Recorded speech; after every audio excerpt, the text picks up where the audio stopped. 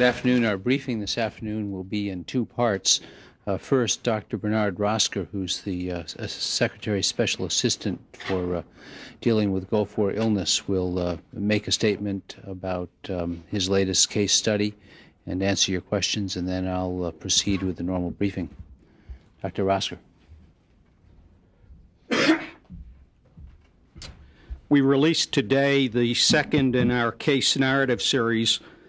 This case narrative is about an incident that happened at Camp Monterey, a bivouac area some 15 miles north of Kuwait City. The incident occurred on September 16th, 1991. There was an initial, transporting of some materials that were left over from the Iraqis. A box spilled, a white substance came out. There was a chemical reaction. There was an initial reading from the Fox vehicles that were called that sarin was present. When a full mass spectrometer reading was taken, it was indicated that CS, riot agent or tear gas, crystals were present. We received this information from a lawyer representing a contractor or an employee of the contractor who was maintaining the Fox vehicles, and it was presented to us as an indication that sarin was present. We sent the material to 3 different laboratories. It all confirmed the mass spectrometer, not the materials, but the tape from the Fox vehicle, and all 3 laboratories confirmed that the mass spectrometer reading indicated CS.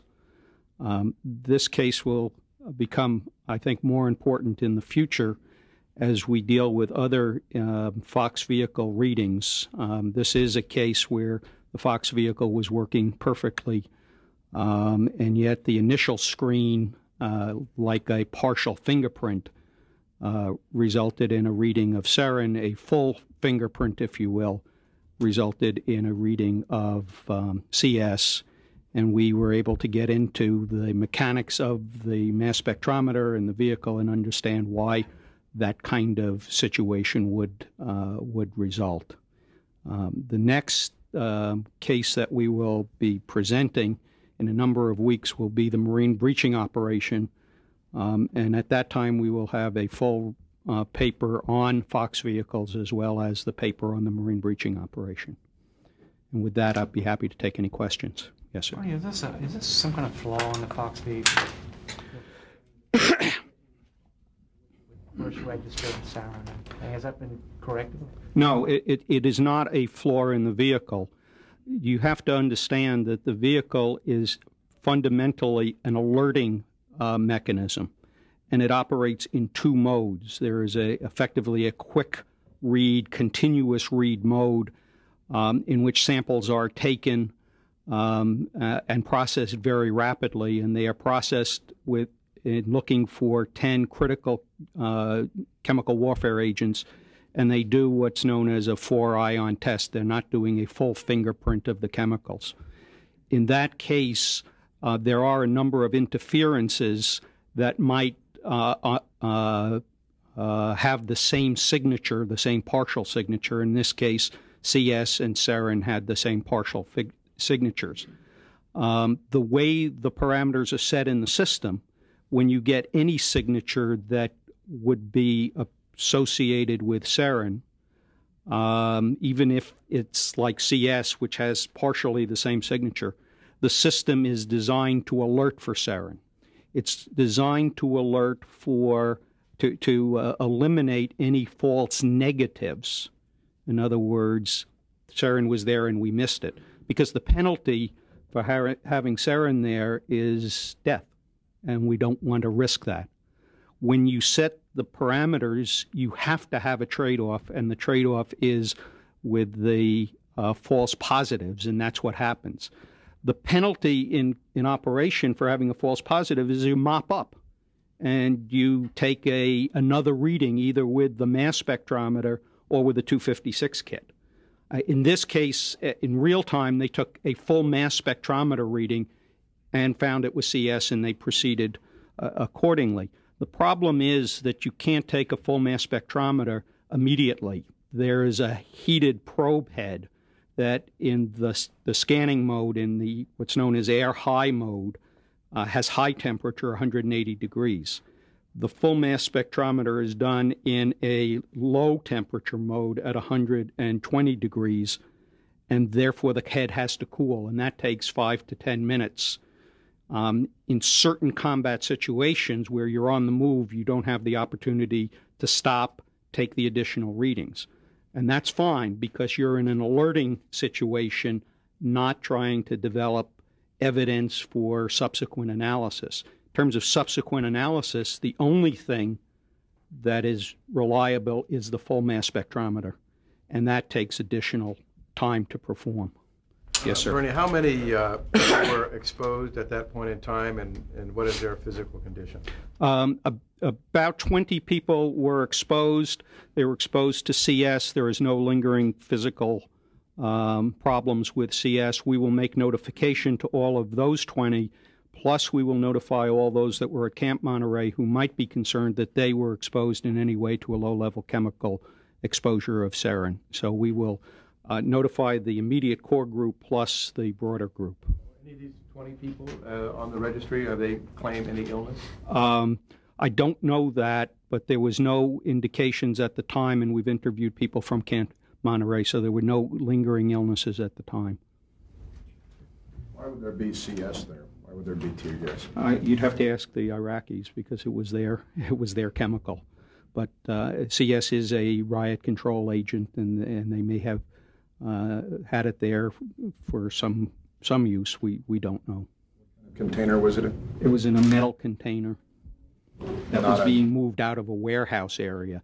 If you go on GulfLink right now, the case is there, plus pictures, and you can pull off of GulfLink, or we can make available to you pictures of Camp Monterey and the maps.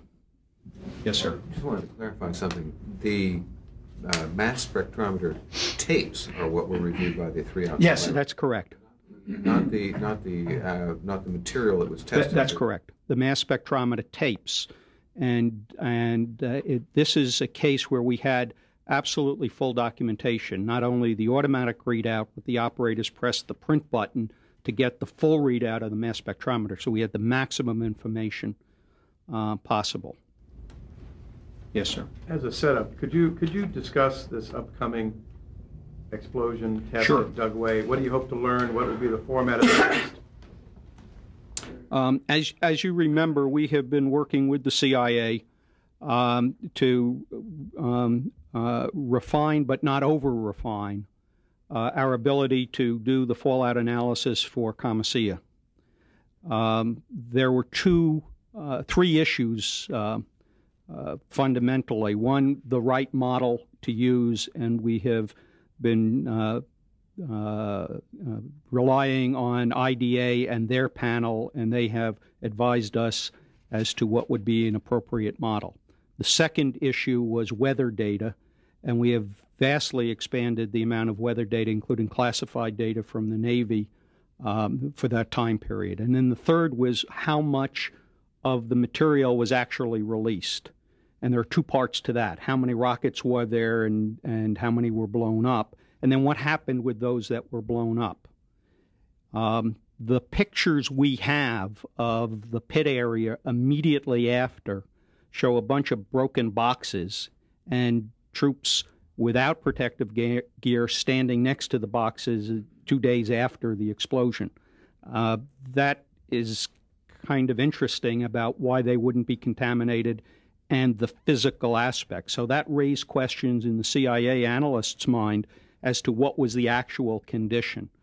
And so we jointly made the determination that we would like to test the what would happen to rockets of a similar kind if they were blown up. And we have done that. We have taken 122 millimeter rockets that we had captured. We have duplicated the front end of the rocket in terms of the container that nerve agent would have been would have contained the nerve agent.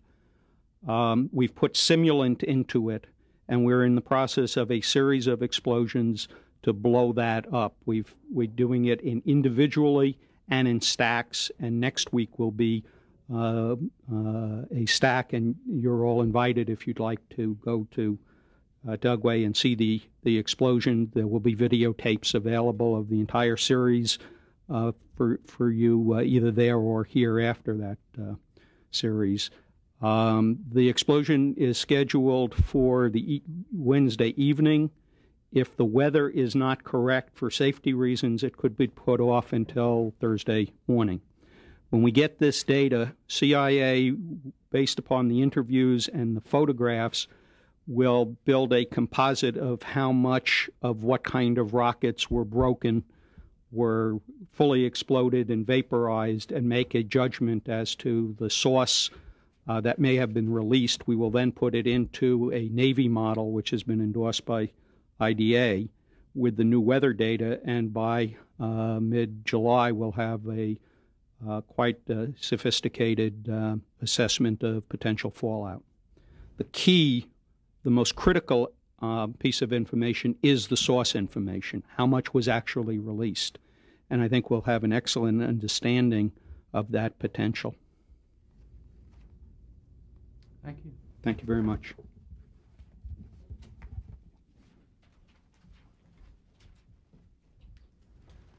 Thank you very much. Let me start with a couple of announcements. First, I would like to welcome some delegates from Romania, from the Defense Ministry led by Brigadier General Bancu, who is my counterpart in Romania. He's here with some of his staff to spend a week. There he is, General Bancu, and back to spend a week with Cliff Bernath and our staff, learning how we operate. This is part of our program to work with Partnership for Peace countries in teaching them about a range of topics under the general rubric of civilian control of the military. So, welcome. Second, I'd like to announce that today Secretary Cohen has announced that President Clinton has nominated Lieutenant General Anthony Zinni of the Marine Corps for appointment to the grade of general. He will become the Commander in Chief of the U.S. Central Command, which is based in Tampa, Florida. He will succeed Army General J.H. Binford P. III, who will complete this summer a 3-year tour of the Commander-in-Chief of the Central Command. With that, I'll take your questions. Yes, Joe. Secretary Albright was on the Hill today and made some announcements. Number one, she said that the United States had imposed sanctions on several Chinese entities, as we refer to, some individuals and firms for sending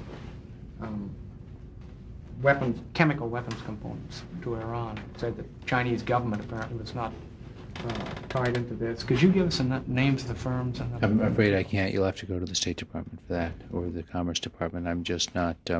I've been doing other things this morning and did not have a chance to follow Secretary Albright's testimony. And she also said that S4 would start entertaining new duties, including helping people, helping resettlement of refugees.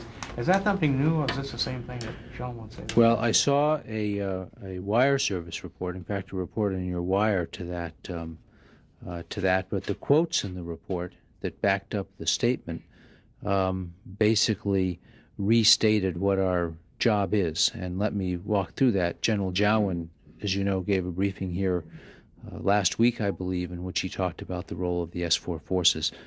The main role, the primary role of the S4 forces is to enforce the military terms of the Dayton Accord, and S4 has done that, and I4 did it before that, largely because of the monitoring the zone of separation, maintaining checkpoints, and doing other things to help maintain a general disarmament, helping the parties disarm, overseeing the separation of parties, etc.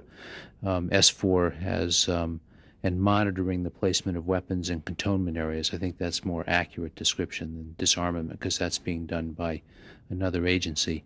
That SFOR has helped maintain peace in Bosnia since the end of 1995. Its job is to provide general area security, and under which other activities can take place, such as the municipal elections, which will follow this summer, the national elections that took place earlier, a refugee resettlement. But the job of SFOR is not to resettle refugees, is to provide a general sense of security under which these other actions can take place. So are you saying that as part of the United States push to try to settle this whole situation before SFOR pulls out, that these troops will not be maintaining any new duties as far as resettling refugees, or increased duties of resettling? I think that from what I saw in the Reuters report quoting Secretary Albright, and I was just trying to find it in the transcript of her testimony, but if I can find the Reuters report here, I think I can just read to you exactly what it said, because the testimony described very correctly what the situation is. Well, are you saying that there will not be increased efforts to resettle? I'm saying that SFOR will continue it will continue the job it's been doing, and that job is to provide a general sense of security in the area, in which other activities can take place. It's to allow that without fighting going on, without forces engaging, and with the weapons being maintained in cantonment areas, which we check on a regular basis. There are weapons inspections going on every single day. This allows the electioneering campaign to take place. It allows refugee resettlement to take place. It allows war crimes tribunal representatives to check grave sites, but it's done under the umbrella of area security provided by SFOR troops. Yes. Ken, could you expand on the Zinni selection? First of all, what were the qualities Zinni has shown that led to his choice? And number two, is there any significance in the choice of a Marine Corps general with experience in peace operations for that particular post, as opposed to, you know, what appears to have been sort of an Army general emphasis in I'd like to ask one follow-up on Bosnia, if I could, before going to Zinni. Does this mark, or does this not mark, the expansion of duties for SFOR in Bosnia? Are these things that they have been doing up till now, or is this within the mandate and they will now begin doing them? What is Secretary Albright referring to in terms of taking on these responsibilities, these, as it was reported, new responsibilities? Well, I think the report was not accurate, and I'm looking frantically for her exact language, which I can't find here. I thought I had the Reuters report with me, but I think if you read what she said, she was very clear in pointing out that S4's purpose will remain military, that its primary job is a military job, and that will continue, that it will, as it has been doing from the very beginning, provide the area security necessary for other activities, the political and civil rehabilitation of Bosnia to take place. It's not anticipated that S4 soldiers will take on significant new tasks. They will continue to do what they've been doing. They have done a fair amount of reconstruction. They've helped with a fair amount of reconstruction, road building, bridge building, getting railroads back on track. General Nash spoke about this when he was here last. We can give you a list of the projects that they've undertaken.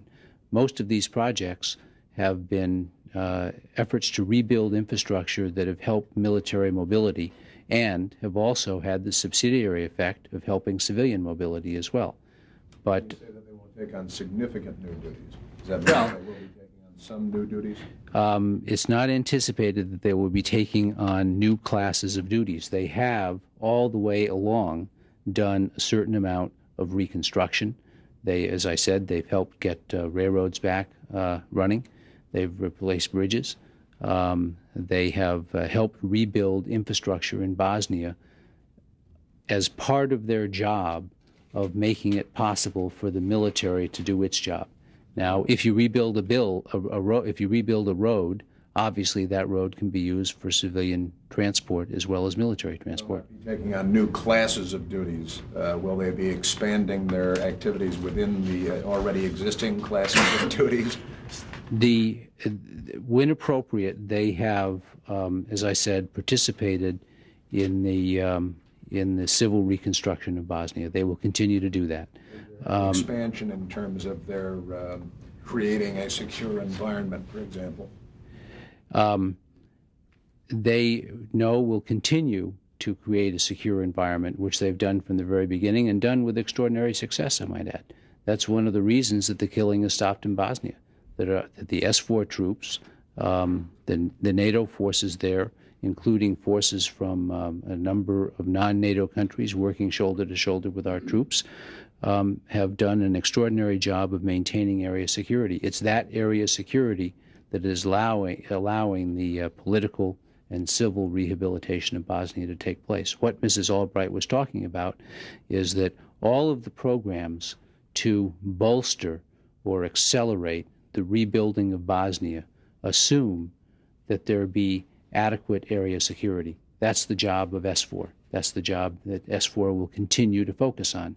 If, as part of that job, they happen to rebuild some roads, they happen to help reconstruct telecommunication systems, this is all done with the primary eye to improving the military operation, but they also have civilian benefits and side effects. What this boils down to is, will there be any increased military effort to enforce safe resettlement, which has been a problem in Bosnia?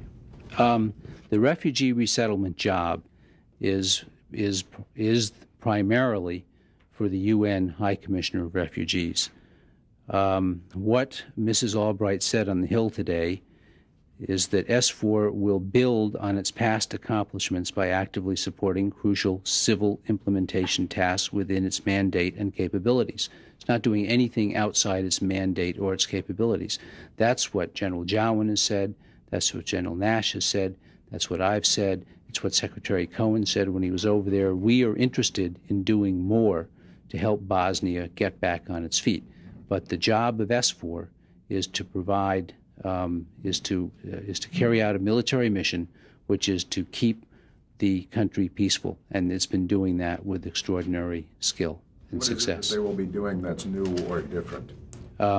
It says here that, and I'm just reading her words, these include helping to create a secure environment for managed refugee returns and the installation of elected officials in targeted areas. That's what we're already doing. We are maintaining a secure environment.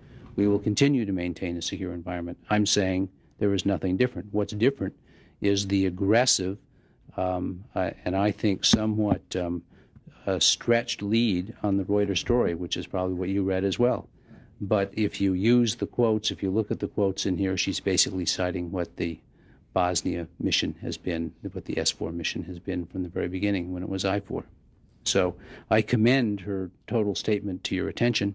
I think it will clear up any confusion you might have about this. It's been running on the FedWire, or I'm sure that my friend and colleague Nick Burns would be glad to provide you a copy of her statement at the State Department. Yes. The Secretary of Defense speaking at CSIS this afternoon. Can we get to whatever happened to my question? Well, what was your question? I had a question about General Zinni. General Zinni. First of all, the role of Commander In Chief at CENTCOM has alternated between Army generals and Marine generals. I think with lockstep regularity. I'd have to check on that, but basically it alternates every term or with pretty much regularity between Marines and Army. So it was pretty much expected that a Marine Corps general would succeed General P. General Zinni is now the Deputy Commander-in-Chief, so-called DSync, at CENTCOM, and it was logical that he would move up into the Commander-in-Chief's job. You were right. He has had experience with peacekeeping. He was the general who led the operation to bring the UN troops out of Somalia.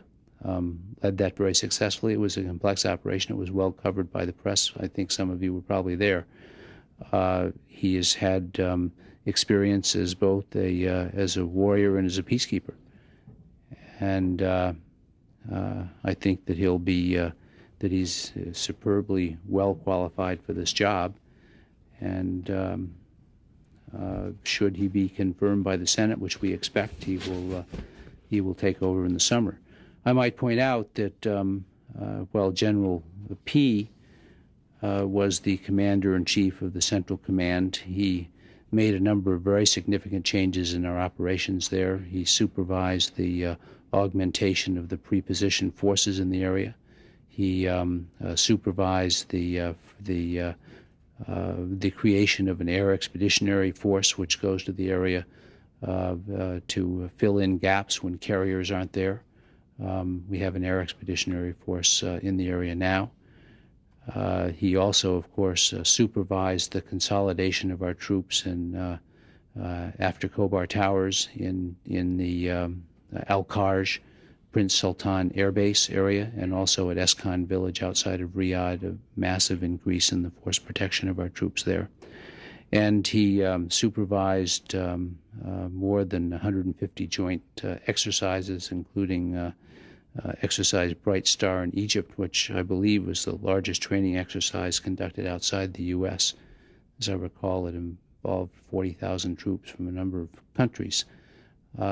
He also was there during a time when the relationship between the United States and coalition partners strengthened in Southwest Asia. He's retired. Well, his term is up in August, I believe, and I think that he has not announced plans beyond that. The change of command is scheduled for the late summer. You will have completed 3 years as the Commander-in-Chief in August. That's the normal tour. And he will complete 35 years of service in October of this year. Yes, Tom. And a different subject.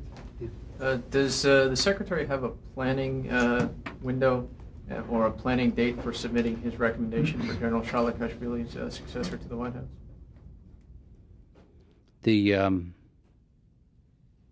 The issue is to, the challenge is to get it out in time so Congress can act on it, can act on the confirmation that's required before General Shalikashvili's term as chairman ends on September 30th.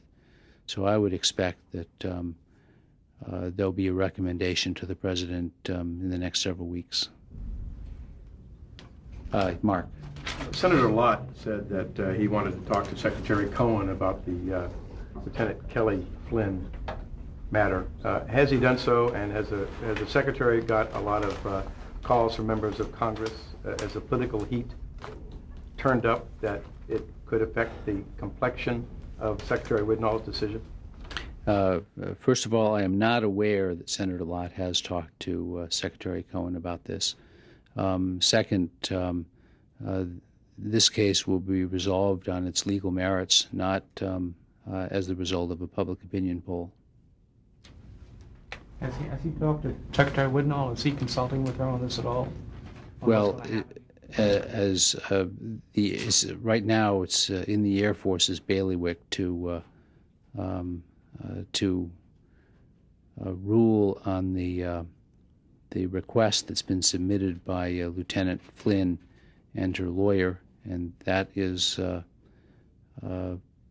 under consideration. And when that decision is reached, it will be announced in some way by the Air Force. But I mean, it's not a decision by the Air Force, and he's not taking It's a decision by the Air Force, right. Mr. Lambros. Thousands of Turkish troops are continuing the invasion occupation of northern Iraq against the Kurdish people, and I'm wondering if you are monitoring the area and if you send military observers. If we're monitoring the area in northern Iraq? Yes. Well, as you know, we do carry on Operation Northern Watch, and we do monitor what's going on there. And that operation continues. Any comment or reports that Iran, Iraq, and Syria are moving now troops in northern Iraq against the Turkish invading forces there? I can't comment on that. Yes. There was a report earlier this week that U.S. Special Forces troops were based in Puerto Rico were helping in drug trafficking, helping fight drug trafficking in Haiti. Can you comment on that report at all? I'm afraid I just don't have the facts on that. I'll check into it. And I mean, we do have an operation called Joint Task Force 6, which operates in that area, helping law enforcement agents in their counter-narcotics operations. Do you have anything on the Marine firefight with a U.S. citizen who was killed along the southwest Texas border day before yesterday? Well, first of all, Joint Task Force 6 is going to hold a press conference on that incident later today. In fact, I think in about half an hour. So maybe ABC is covering that, and you can get a first-hand account on that from people close to the scene. The facts of the incident, as we know them, are that a four-man Marine patrol operating in support of law enforcement authorities in Texas was fired upon, and they moved away and got out of the field of fire, and according to the reports we've gotten, the assailant circled around and fired on them again, and they returned fire, striking the individual who died. Those are the facts of the case as we know them. The facts are under investigation by the Joint Task Force 6 now, and they're looking at the whole incident. We obviously offer condolences to the family for this sad event, but as we understand the facts, this was a defensive response to their being under attack, and the rules of engagement allow them to protect themselves. Thank you. Welcome.